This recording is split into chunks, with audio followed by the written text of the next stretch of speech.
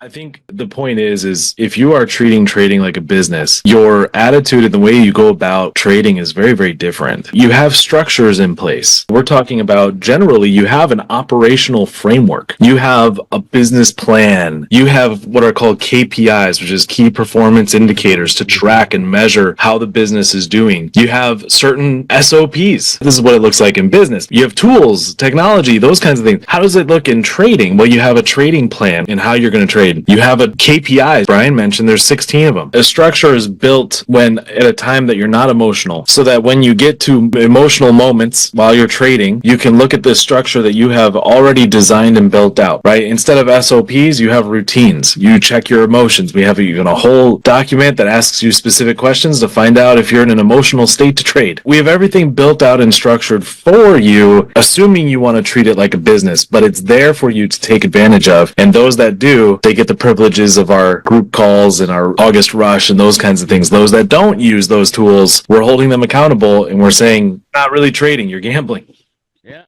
So what are the secrets? How do some of the most successful entrepreneurs find the freedom that we all got into business for in the first place?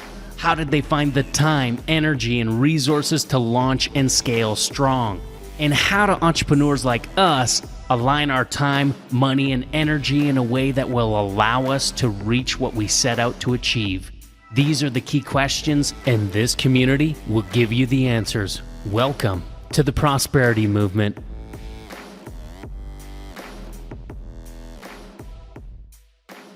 Everybody, welcome to the Prosperity U podcast. So here we like to talk about things, about trading, about building your legacy, about having the right state of mind in order to grow success and building that wealth. And today goes right along those lines. We're actually going to be talking about how to transform your trading from gambling into consistent long-term wealth, even if you've struggled with inconsistent results in the past. Okay, so to kind of give you an example of this, there's a guy, his name is Jesse Livermore, somewhat of a famous trader back in the early 1900s. And interesting story, in 1907, okay, the date is actually relatively important, he made $1 million trading in a single day. Now, I don't know about you guys, but Brian and Travis and I, we've actually seen other people do that before in today's dollars. However, in 1907, $1 million is equivalent to 33 million today. So he really made 33 million bucks in a single day. Fast forward 8 years. Okay, 1907, that happened. Grew his net worth to over $3 million back in, those dollar, whatever that is, was 3 million then. I guess it would be 99 or 90. It'd basically be $100 million net worth. Fast forward 8 years and he's filing for bankruptcy. And the way that he made so much money in such a short period of time is he was doing a lot of shorts, which basically he was kind of going against the grain a little bit. And at the end of the day, he got very, very lucky. So, we don't want that. That's not the goal for a real professional trader, is not to gamble. The goal is to treat your trading like a business and build something sustainable, consistent, and reliable. Right? So anyway, why do some people, Travis, you've talked to a lot of people just getting started and wanting to join our programs. What are some reasons that they have to join and to learn trading? What are their motivations to want to join us, or what are their motivations to want to learn how to trade? To want to learn how to trade. Well, I think everyone pretty much gets into it with the same initial thought process, which is like, it's money. It's a way to make money. And that seems to be the baseline for everybody.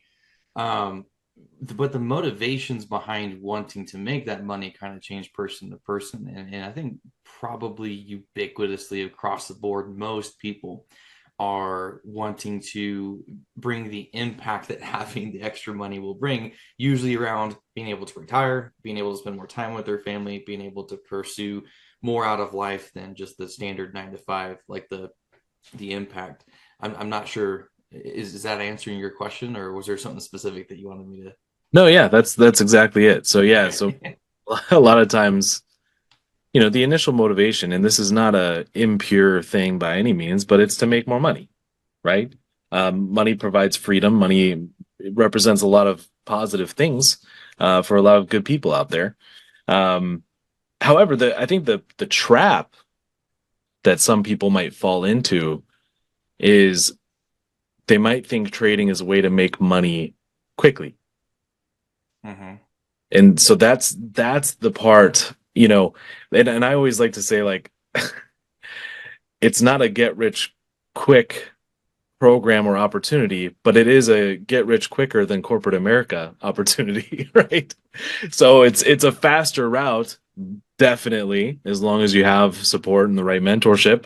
However, it's not like tomorrow you're a million. It's not like 1907 with this guy who got super lucky and made 33 million in a day.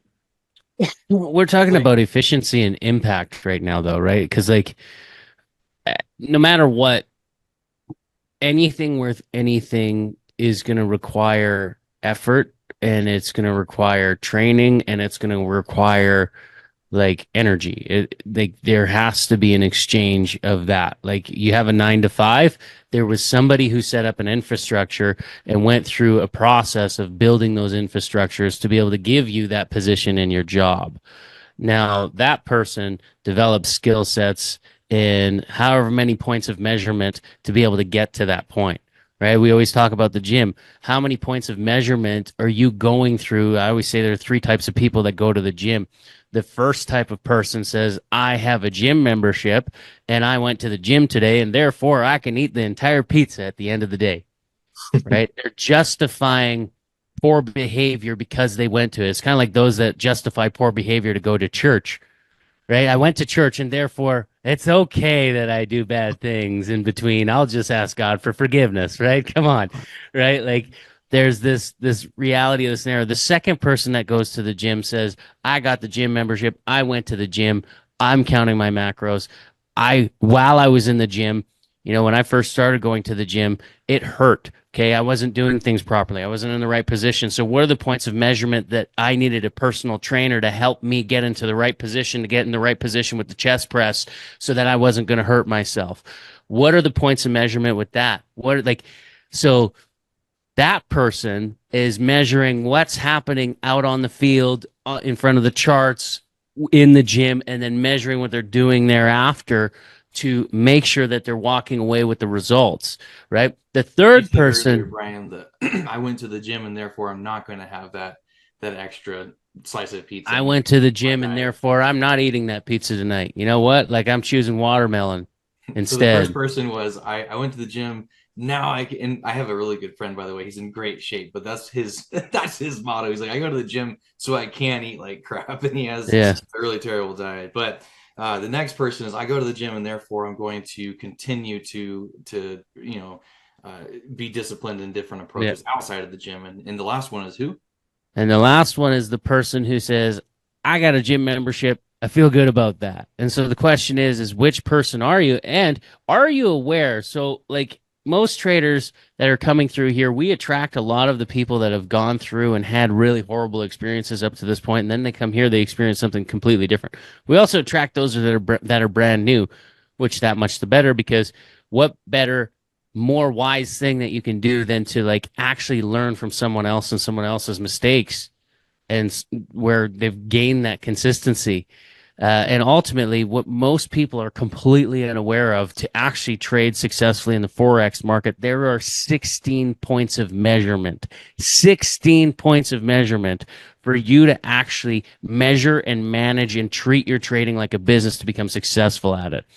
If you're not aware of those 16 points of measurement, highly encourage you to keep sticking around and listening in to all the content, really honing in on this.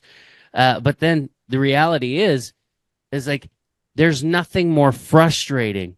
And I know this from personal experience. It doesn't matter what it is, especially trading. I experienced this when we first started. We were with another academy before this. And when you believe wholeheartedly, I did everything I thought I was supposed to do, everything the video told me to do, and for some reason I'm still not winning. Why is that happening? Hmm. Do you have any idea from those 16 points of reference how many blind spots you're walking around with right now? Hmm. And it's interesting too when people start asking that kind of question, oftentimes they get into more or less reinventing the wheel mentality, Mhm. where now instead of following it like they thought they were, now they're like, well, I think I know better now, and they start really veering off. The real key, and we did this training yesterday, Janelle and myself, with our community, and we have a guy in there. His name is Cameron, great guy. He's been with us for a little while. He's doing great, by the way. Last week he got over 100 pips, killing it. And we're kind of talking to him a little bit. And he brought up like our accountability system and reviewing your trades. He goes, I can't tell you how many times I finished my session thinking I did really well because I was profitable, and I go back and look at some of my entries and I'm like, what was I thinking in that moment, And so now he has to kind of remap and say, okay, what was I thinking? How can I avoid that in the future and make some notes and make some tweaks? And so, Because you could be making how many plays that you were profitable there. And this is why, okay, well, for those that okay, win ratio is important, but what about your hold percentage? You have no idea. You could be sitting at a 60 to 70% win rate, but your hold percentage is so bad that you're in a deficit. yeah, Right? Like, and that happens. And that's because of what you're talking about right now, which is, hey, I won, but I won. Like, do you want to win with integrity or no integrity? Because when you're running with no integrity, that's how you get caught. And that's how you get caught in the game. That's how it turns into gambling. what's interesting is we're talking about measuring stuff, and we're kind of talking about sometimes people think they can reinvent the wheel or kind of wing it, if you will. When we first started really holding our community accountable to submitting their trades so that our coaches could help them, um, what's interesting is that there were a couple people who we found out were not measuring their trading At at all. all. They were just going in, doing the best they could, and leaving for the day instead of going in, doing the best they could, tracking what they did so that we can see their numbers and they could see their numbers, and then reviewing their trades. Like there's a whole system. What do you think, guys, would be a reason? Because I talked to some of these guys that weren't tracking, and I know the answer to this, I think, but what do you think is some of the reasons that they didn't want to track their numbers? Well, first of all, it just makes me shake my head because the only measurement you have there is what's in your account, and what's in your account is not what you want it to be. Yeah. Right? That's the only measurement you have. So the question is what is causing that person to not do what they should be doing? To not even want to track their numbers. So there's a few things. I think that they're like, first of all, like when you're first coming into the prosperity movement, to hear that there's an accountability system in place that requires you to submit in order to get on those live calls with James, that sounds great on the front end. But then this on the other side, I think that there's a fear, like Mm. almost like, oh man, I'm walking around naked. Like I don't want them to see me naked, right? Where it's like, I now have to admit that not only am I walking around naked, but I'm completely out of shape, and I don't want you to see me naked. Do you know what I mean? Yeah. Like that's where it gets like that's hard to face yourself in the mirror. It's hard to look in the mirror. Hey, you get to choose your hard, man. Which hard do you want to go with? The hard I of think like it's natural yeah. for people to feel like they don't want to be seen unless they can be great, right? Like no Mhm. one wants to be seen in the mediocre stage of learning, right? Yeah. So the fear is a big one, perhaps, and I don't know the answers to the people you were talking to, Zach, but perhaps another one is just a a state of rebellion or disbelief as well. Like, hey, I don't really think it's going to work for me that way. I don't think I need that. A little bit of pride there as Hmm. well. So I don't need that. I can kind of wing it. Like for me, and particularly going to school, and it was chump. It was so stinking easy. I can wing any test and get an ace. And so a big thing for me when I first got started was not actually following suit with that accountability type of stuff, right? And I was like, no, I can just wing it. And it's totally not true. So there's some sort of rebellion or pride as well as the fear on it as well. Are we hitting any nails right now? Yeah, you're nailing it completely. Yeah. You're nailing it completely. I like the analogy of don't look at me naked. Yeah. But what's interesting is not like Brian. Yeah. Bro, I'm No, okay with especially it. not me. I'm okay with it. I'm okay with it. I feel pretty good right now. So what happens though is if they please don't. You guys are just jealous. I can make them dance, bro. I can make them dance. We can go back and delete this, guys. Yeah. We can edit this part out. What's interesting though is if they do, let me rephrase that. When these people that didn't, to go along with the analogy, didn't want us to see them naked and see their bad numbers, when they came to us with the bad numbers, we gave them a shirt. You know, like, hey, here's a shirt. These numbers, they're not great, but we know what the problem is. Let's help you fix it one step at a time. This week, They focus. already knew that they were doing less than stellar, and so it's a matter of embarrassment and pride and fear and rebellion. All of it kind of tied in together. That's such a bizarre place to be, but what a mark of humanity it is. Regardless, like that, we're just people. Yeah, and none of us are perfect, right? And so if that's the case, then if the idea of the accountability and such is so sexy on the front end, what's the dilemma between liking it at first and then actually getting access to it and rebelling against it? Like, what is that? Why does that happen? Let's go back to the gym. Let me ask you, how many people on New Year's Day get a gym membership focused on this idea of, yeah, this is my year. I'm going to go to the gym. I'm going to get in shape at the end of the year. For some reason, I'm just as bad, if not worse. yeah, 100%. That's why it's this layer of like, we are in a constant conversation surrounding commitment and coachability, and a constant conversation. And you can hear in my voice, because like I absolutely love every aspect of what we do. And I know I'm convicted inside and out that we like, and even I heard you say this the other day, Zach, while we were having a conversation, is like the best trading education platform in the world. And I do challenge, like, show me another one that isn't, and we're going to want to learn from them. Or sorry, show me another one that's better, and I'm going to want to go learn from them. Right? Like, show me something else out there that actually has the same level of support and accountability that we do. Yeah. It just doesn't exist. And so like that conviction, and then it can get frustrating at times, because, you know, we talk with a lot of people. We got about 35 people coming in a day right now. It might be more based on the numbers coming in, based on some of the tweaks that Zach just made with our team. But 35 people coming in a day, 1,400 a month, just under 17,000 a year.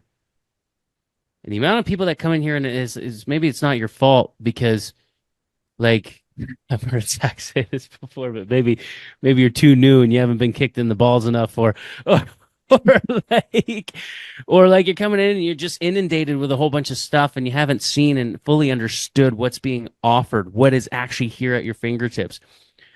But then when I sit here and I go through my mind, I'm just like, okay, wait, you just missed a call. You didn't show up for the call that you booked. Like, where's your integrity? If you can't even show up for a call, how are you even going to be successful at showing up for trading? And then the next thing is, like, are you even aware 28,000 pips last year on live calls with our community with James? He lost a total of 18 over 5 plays throughout the whole entire year. Yoda. We call the guy Yoda. Yoda is bringing up baby Yodas right now. A whole bunch of them. Okay? Like, this thing is growing. We're still a baby. There's never been a better time than now, but let's get to it. 28,000 pips last year. We're at what right now? What's the pip count? We're not even at the last quarter. We passed that? We close to that? We're getting there. I want to say it was 14,000 last month. So I don't know what July's count is. Okay, July's count. So we're at But it doesn't 14. include July or August, so we haven't caught up with July's time, and then August is always one of that. We call it August rush for a reason. Yeah. August Rush. Single best August time. Rush. We're going to have 6 all-day live sessions in August. Last year we had 1. We typically have one a month, right? One all day a month. So last Yeah. year we only had 1. He didn't add any extras, so it was just a regular month. And now there's going to be 6 during the hottest time of the season, hottest time of the year. Mm. Now, last year we had a few students actually gain their entire yearly, what was it? Their entire Their yearly whole annual salary in Yep. one all-day session. We Yeah. have people over here. So let's get to this too. So like recently, James will average between 30 to 60 pips on average in an hour session. The other day he does 300 pips. Okay, the dude is 50-pound lot sizes at $75 per pip. So at 300 pips, that's $25,000 in less than an hour session. Now, James also has students that trust him so much that they're doing 200-pound lot sizes. How much is that in American? A lot. Right, 50 to 75. So I don't know, this is, what is that? 200 pounds. Let's just say 375 to 400 bucks. Yeah, 257. 257. So Yeah. just say 250 times 300 pips. I'm not the greatest. Give me a second. It's 250. sad. 1 million. You don't have to know math to trade. So 75,000. $75,000. Ouch. Man, how intelligent am I to not show up for a call now?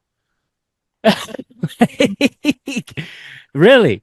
I normally don't do this, but my level of frustration for the amount of people that are not showing up for calls on the front end of this thing, where you're setting up a call with our consultants and our people to actually help you and guide you through to the hottest support system and accountability system in the world. Mm. Yeah, that means that you don't actually get to jump on a live call with James unless you have done your 16 points of measurement throughout the week. Why is that important? Because again, you don't even know your blind spots. Yeah. Should you even be trading money? Like, how many people that we talk to actually come through here and tell me that they lost $20,000 this year? I've actually heard guys losing up to $200,000 this year coming through here. And then it's like, okay. And whatever prop firm, they were going with a prop firm and somehow got in with a prop firm, got kicked out of prop firm. Dude, let me ask you this. You go into the gym for the first time, you want to get jacked, you're going to deadlift 500 pounds on day one? Travis. Oh, sorry. Yeah. True story. It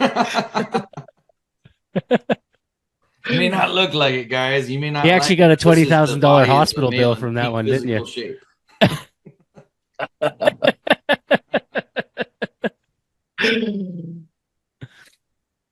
But like, man, like, so yeah, like if you wouldn't do that in the gym, why in heaven's name would you go and get a $200,000 account with a prop firm and decide you're going to start trading with that? It's crazy. Well, again, just- it kind of comes back down to the first notions that people have when they want to get into trading. And I think the blunt truth about it is, if it was as easy as they think it is, everyone would probably be doing it, right? Like that's a mantra for anything, and it's a good way to scale it and look at things objectively too. Like, going in and getting a prop firm account, it sounds appealing, but then time and time, I don't know anybody personally who's gone through prop firm and been successful. We've got a bunch of students that have graduated over here. Actually, we have students that We been have successful. some. We I'm have talking some. about the people who go through, that's their first stint in trading. Oh, gotcha. Right. So Yeah. when they first get started, I want to go do it this way, right?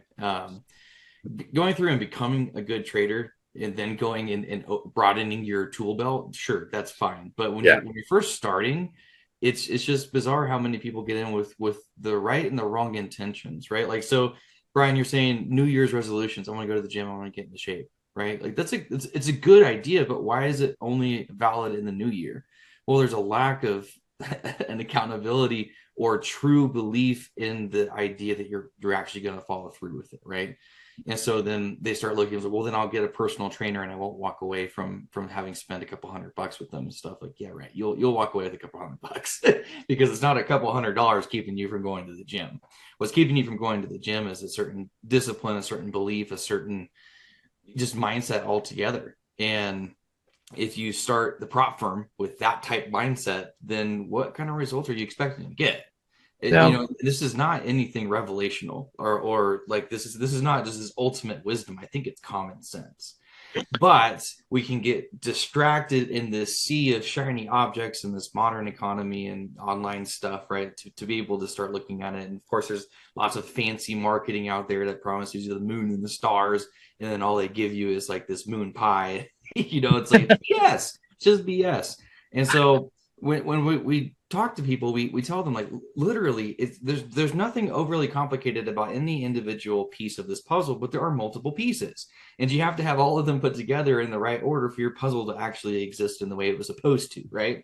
And so we say, in much the same way, when you go into business, there's a pretty tried and true methodology of how do you actually build it to not only have it stable but scalable and consistent, right, over time. So we say treat it like a business.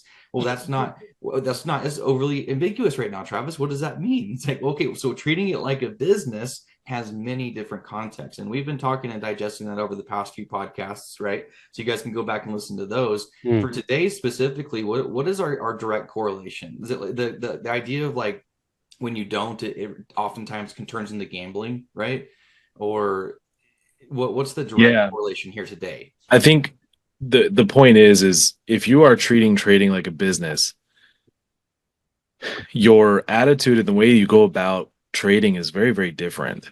You have structures in place, right? So we're not talking about one specific structure today. We're talking about generally you have an operational framework.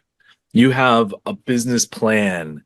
You have what are called KPIs, which is key performance indicators to track and measure how the business is doing. You have certain SOPs, standard operating procedures, right? This is what it looks like in business. You have tools, technology, those kinds of things.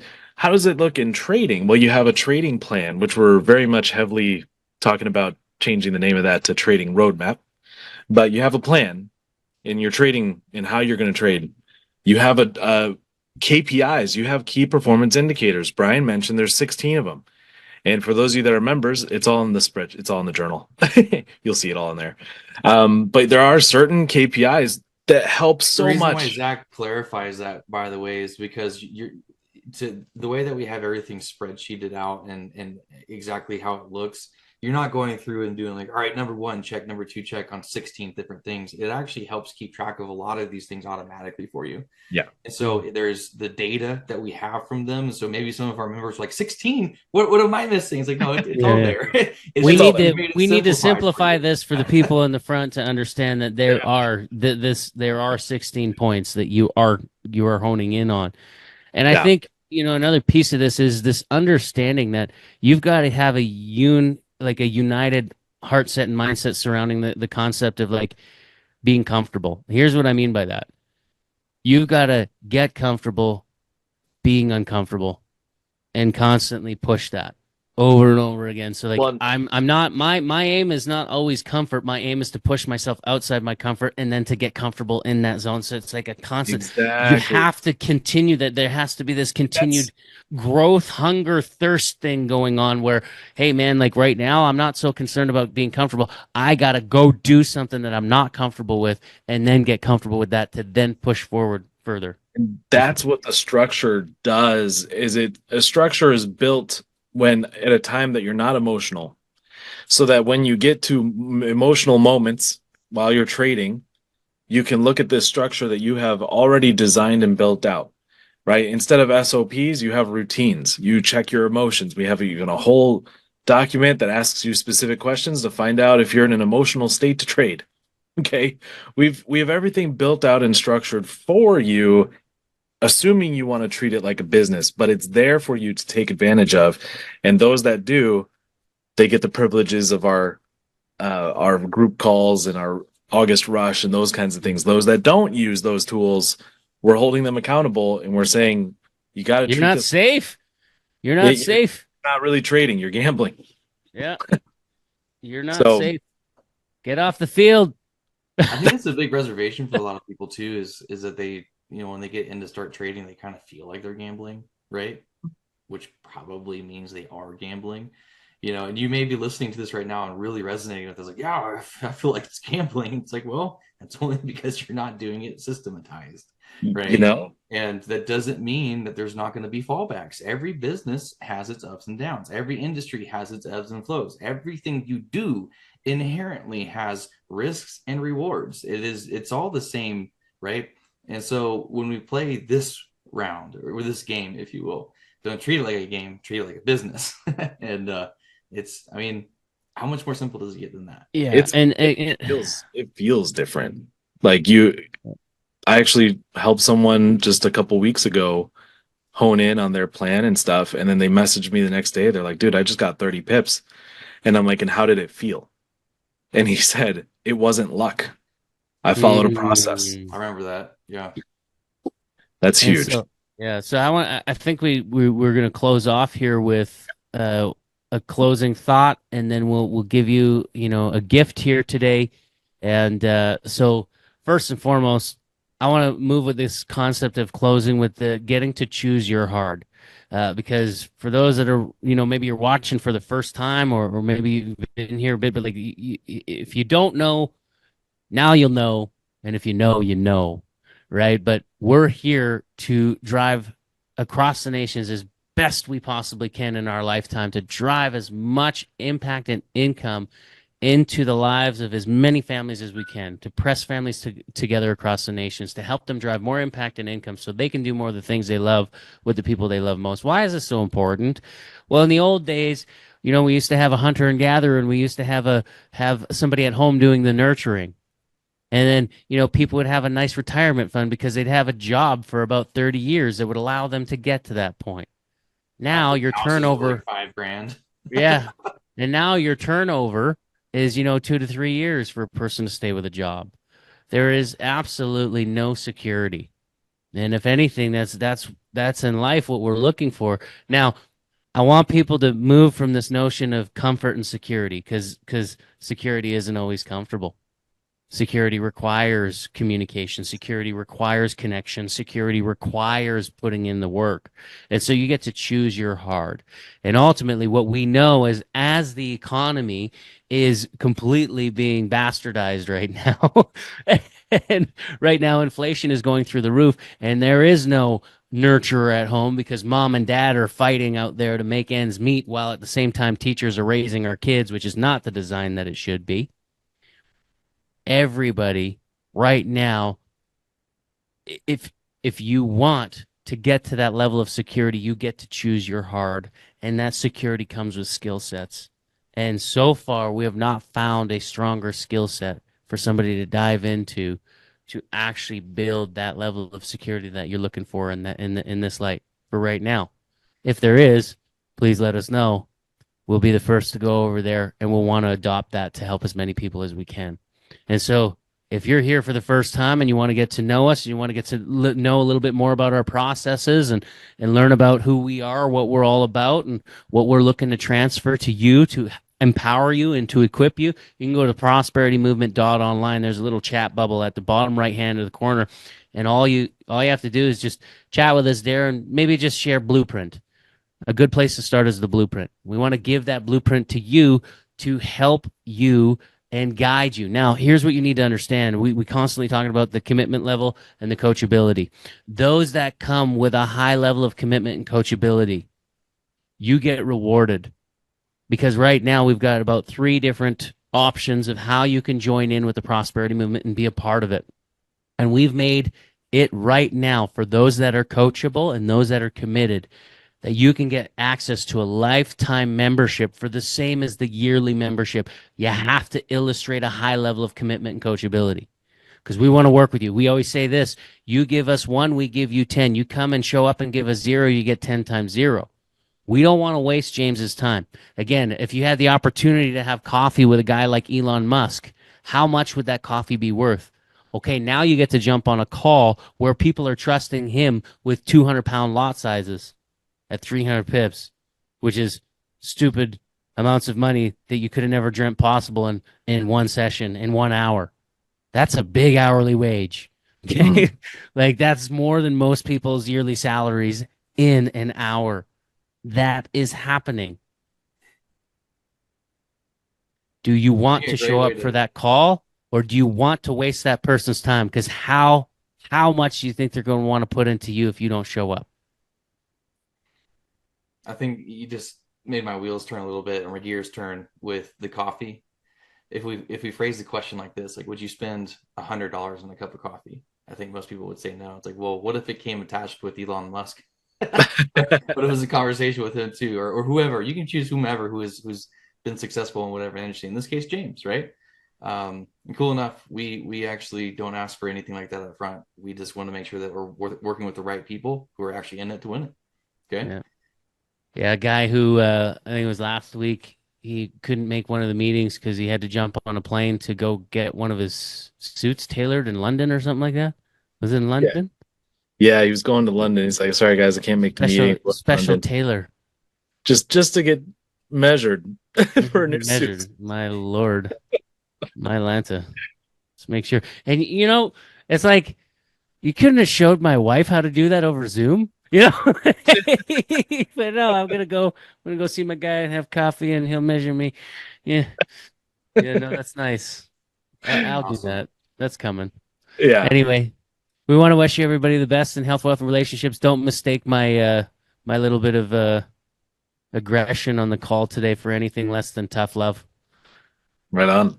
Love it. Thanks, All right. guys. Have a wonderful day. God bless. Adios. Bye-bye. Yeah.